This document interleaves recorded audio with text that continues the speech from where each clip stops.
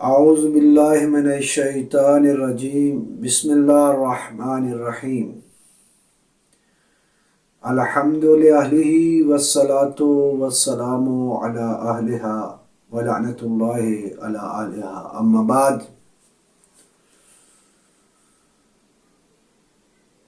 اللہ تعالی محمد و آل محمد کے صدقہ میں محبان آل محمد جہاں کہیں بھی آباد ہیں ان کی حفاظت فرمائے، اور محمد و آل محمد کے صدقہ میں جملہ مومن مومنات کے نیک شرعی حوائج کو پورا فرمائے۔ قبل یہ کہ گفتگو کریں، اللہ تعالی محمد و آل محمد کی ذوات مقدسہ پر درود و سلام بھیجے، اور اس درود و سلام کے صدقے میں تمام دعاؤں کو مستجاب فرمائے۔ کہ آج کا جو موضوع ہے وہ موضوع ہے کہ انسان تقدو کرتا ہے، عبادت کرتا ہے، خشوع و خضوع کرتا ہے، کیا اس کی دعا قبول ہوتی ہے یا قبول نہیں ہوتی؟ بہت سے لوگ یہی شکایت کرتے ہیں کہ ہم اللہ کی بارگاہ میں دعا کرتے ہیں تو ہماری دعا مستجاب کیوں نہیں ہوتی؟ تو میں آپ کے سامنے امام محمد باقر علیہ السلام کا فرمان، جسے محمد بن مسلم جو مولا کا صحابی تھا، چاہنے والا تھا، اس سے نقل کرتا ہوں۔ وہ مولا کے سامنے روبرو جاتا ہے اور عرض کرتا ہے، مولا ہم نے دیکھا ایک شخص کو، وہ شخص جو ہے بہت زیادہ عبادت کرتا ہے، جہد و سعی کرتا ہے، اجتہاد کرتا ہے، اور اللہ کی بارگاہ میں خشوع کرتا ہے، کیا اس کو نفع کوئی چیز دے گی؟ تو مولا فرماتے ہیں، وہ جہد کرنے والا، سعی و کوشش کرنے والا، اللہ کی عبادت کرنے والا، اس کے روبرو خشوع و خضوع کرنے والا، وہ کون ہے؟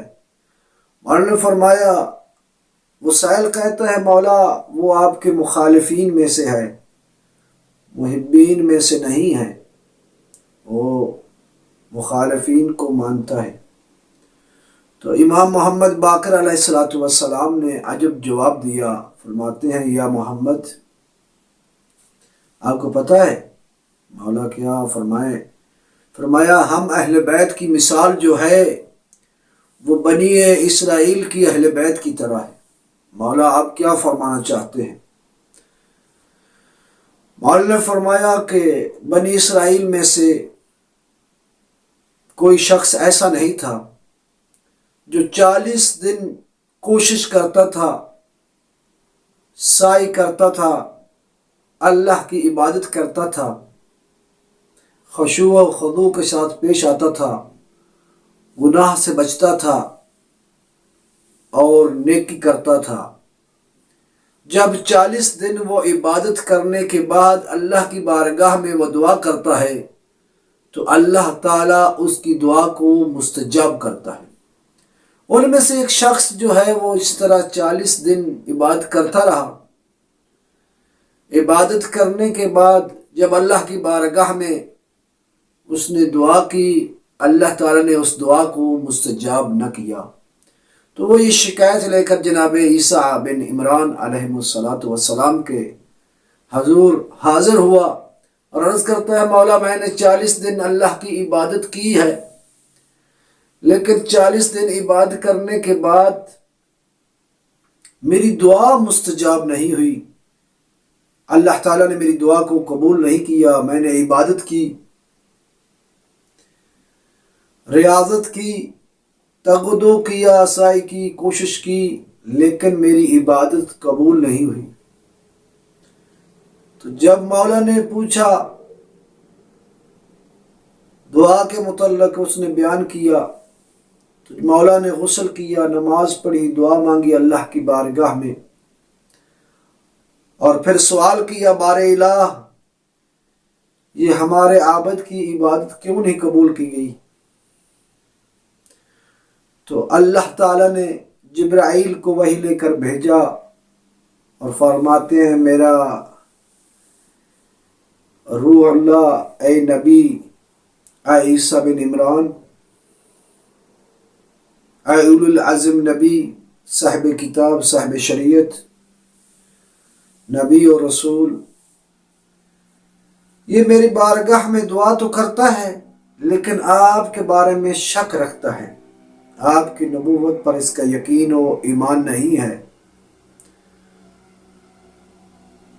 اگر یہ آج سے لے کر قیامت تک میری بارگاہ میں عبادت کرتا رہے، بلکہ اتنی عبادت کرے اس کے عذاب بکھر جائیں اور عبادت کرتے کرتے ریزہ ریزہ ہو جائے، میں پھر بھی اس کی دعا کو مستجاب نہیں کرتا، نہ ہی کروں گا جب تک تیری ذات پر یہ ایمان نہیں لے کر آئے گا۔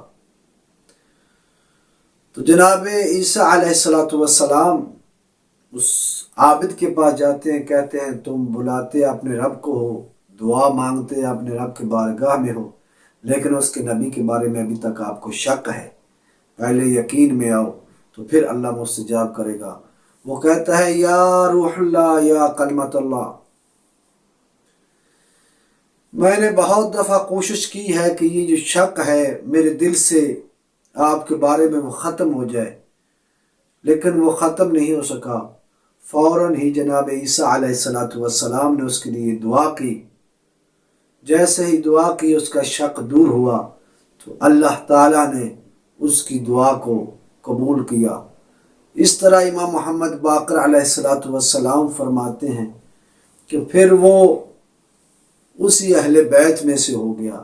ہماری بھی مثال اس بنی اسرائیل کے اہل بیت کی طرح ہے کہ جو انسان ہم اہل بیت کے بارے میں شک رکھتا ہے، وہ جتنی عبادت کرے، جتنے عمل کرے، اللہ اس کے کسی عمل کو قبول نہیں کرتا، بلکہ پہلے اگر وہ قبول کرتا ہے اس طرح کرتا ہے کہ وہ ہماری ولایت کا اقرار کرے، ہم پر ایمان لے آئے، تو اللہ تعالیٰ پھر اس کے عمل کو قبول کرتا ہے۔ جو ہماری ولایت ہمارے بارے میں شک کرتا ہے، اللہ تعالیٰ اس کے کسی عمل کو قبول نہیں کرتا۔ اس لیے بھائیوں، ہماری دعا ہے اللہ محمد و آل محمد کے دربار میں اللہ تعالیٰ ہمیں آل محمد پر ایمان، ان کی ولایت کا اقرار اور اس پر ثابت قدم رہنے کی توفیق عطا فرمائے۔ الحمدللہ رب العالمین۔ اللہم صلی علی محمد۔